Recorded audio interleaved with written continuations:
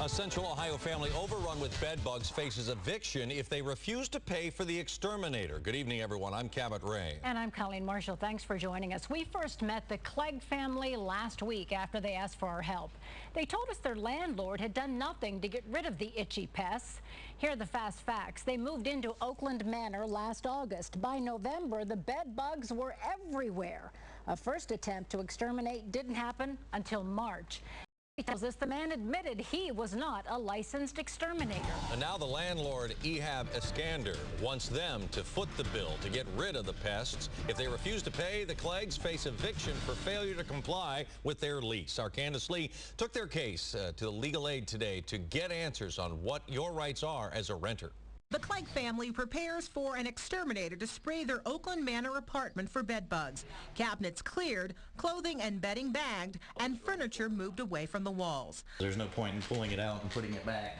But the Cleggs refused to sign this notice from landlord Ehab Eskander to pay $100 for the service.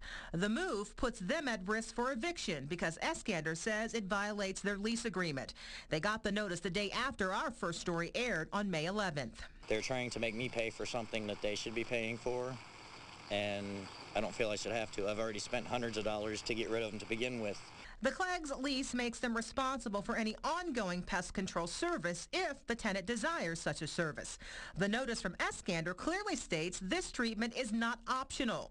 Failure to comply results in the immediate start of eviction proceedings. NBC4 took the Clegg's case to attorney Dianna Parker with the Legal Aid Society of Columbus. As a legal aid attorney, I'm going to argue that they are not responsible for paying that, especially if there's no indication that they caused that infestation.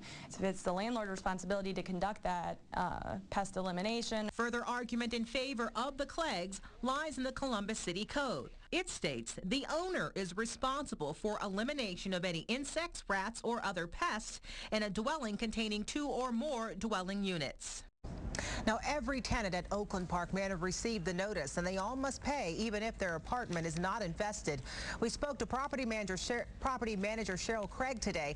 She says they care about their tenants and work hard to keep the buildings up to code.